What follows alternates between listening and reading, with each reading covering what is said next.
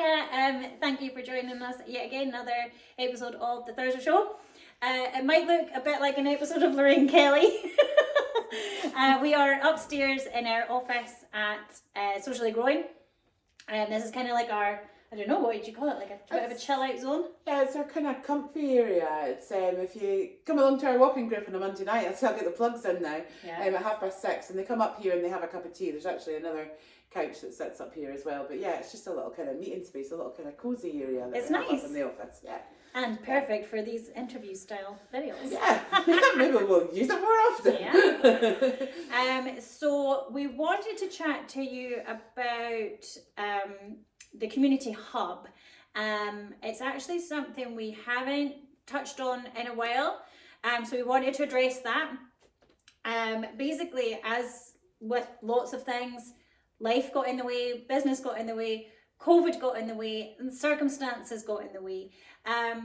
So kind of things change, and we always knew way back when, what was it, 2018? 2018 we did that initial consultation, and that was when you kind of told us that the main priority was a community hub and community spaces. We know that there's a lack of community spaces in Thurso. And then we've kind of gone on, and like obviously we were working throughout 2019. We were trying to secure funding to start looking at a community hub, and we actually didn't. We had to reapply for funding. We didn't get it the first time round that we applied for it, and that was really to look at the drill hall. But we started to obviously pick up on the activities that we were doing through 2019 and kind of early 2020.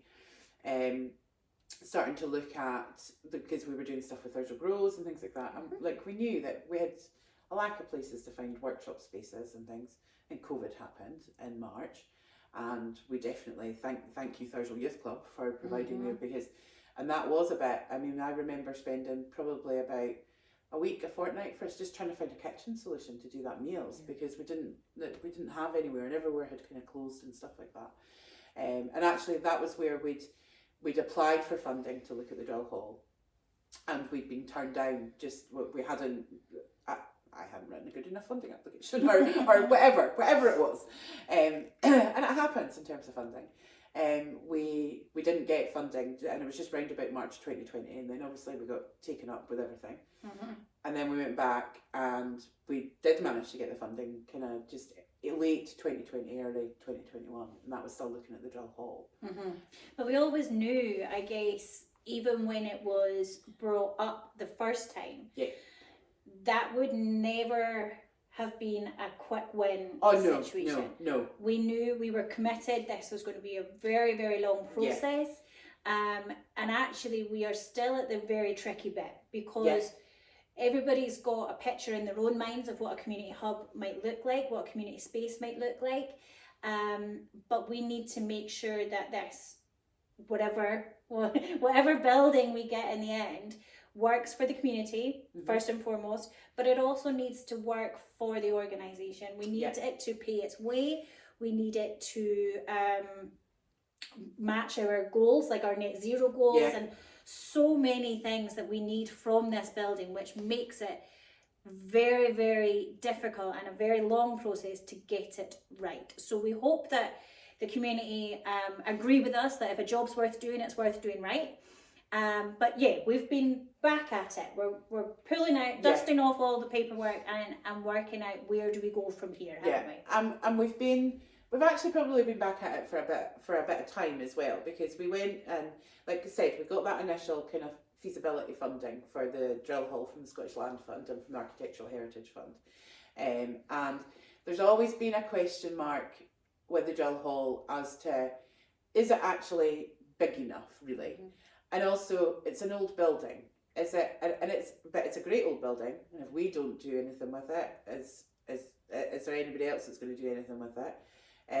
But there are substantial issues with the building. There's more. The initial kind of feasibility said there's more substantial issues with the building than we thought there was.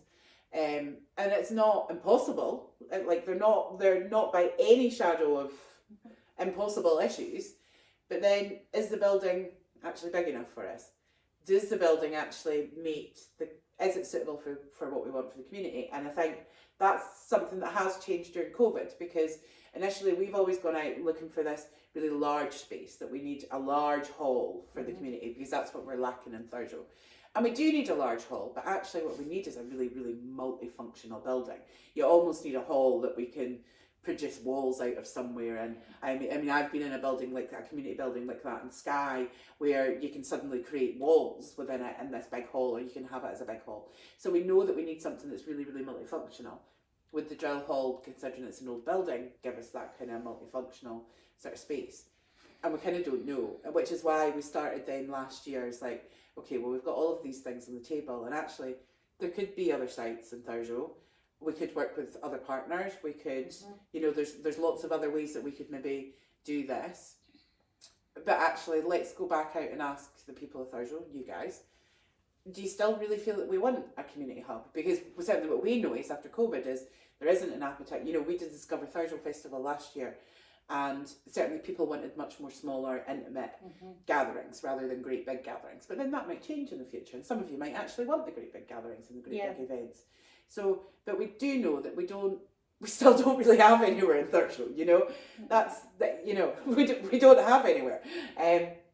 We'd always used, for example, Thurso Youth Club as a kind of base, and for summer for doing workshops and events. Thurso Youth Club is now in use 6 nights a week, so that's not, as it should be. Yeah, as it they should don't be. Want us. As it should be, yeah, and as is a lot of the other halls and things like that, and so. Yeah. So we're kind of back to the drawing board, I guess. But we recently did some community consultation. That's a first and foremost priority for us. So we asked the community to try and kind of refresh the want, isn't it? Yeah. Tell us now that a few things have happened, COVID's happened, circumstances have changed, have your needs changed, have your wants changed? And that has now been formalised into a report. It's available to read on our website. And now, so that's kind of what we wanted to update you on. We've done some more consultation. We have created that report, and the search continues. So we're looking at different sites. We're looking at different kind of dream case scenarios, aren't we? We're looking at everything. And one of the points that's in the report, actually, we were just chatting about, we were kind of hoping that you guys might have told us or helped to make the decision, oh, we want a brand new build, or we want an old building to be refurbed. But it kid you not, 50% of you said old building and 50% said new. So thanks very much. Yeah, and I crunched that numbers a few different times. We had online surveys, we had paper surveys, we had surveys that came in that were pages from the magazine, and we're still 50-50 completely. And I think that's where we are as well, it's 50-50. But one thing that very, very clearly came out of it was, I think it's around 68-70% of people have said that there is even more of a need for a community hub in Thurso. Yeah, that bit's not in any dispute whatsoever. No. And we know that. We know that during all of the work that we've done in the past, nearly 2 years, that there are significant needs. Like we are like, where can we have a seniors lunch club? Where can we do this? Where can we do that? Because we are struggling with the buildings in Thurso. We are struggling with community spaces. Dare I say it? But for like, I kind of wish that we were in WIC, to be honest. There's lots of community spaces in there, and lots of big halls and things like that, and we don't have them here. So our options are fairly limited, but that's where we are now, is going back and looking at the options. Could we work with various different partners on something? Is there something else that we've not thought about?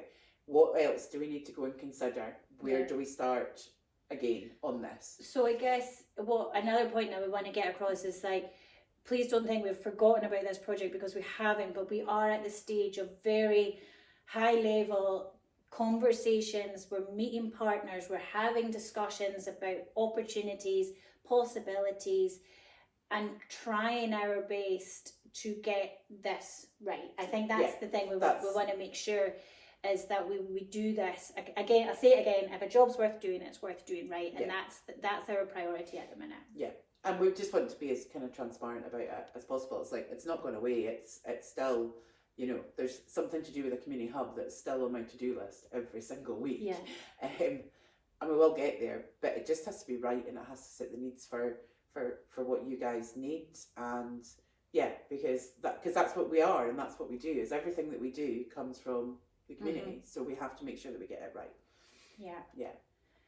So yeah, I guess then you can jump onto the website and read the report for yourselves, and we will keep you up to date as best we can with how things are going. And I think that, is there anything else we need to cover? No, don't think so. Carl Patterson will give us a row if we don't say at the end of this. If you haven't already registered for the spring soaking, please go onto the website and also do that at the same time. And that is on the 20th of March. Yeah. So we would love to see you there. And I guess, as always, if anyone would like to volunteer, we would love to have you. Similarly, actually, just going back to the community hub, if there is anybody out there in the community, we have a working group for the community hub. If there is anybody that feels that they particularly have skills and experience in community buildings and that kind of really high level project planning, finance, architecture, design, anything that is along that kind of route, that thinks that you can bring some of that skills to this community hub working group, please get in touch with me directly, which is joan@thursocdt.co.uk, and we would love to hear from you. Yeah. There's some really interesting conversations to be had, and that are getting had at the moment. So we will keep you up to date as best we can.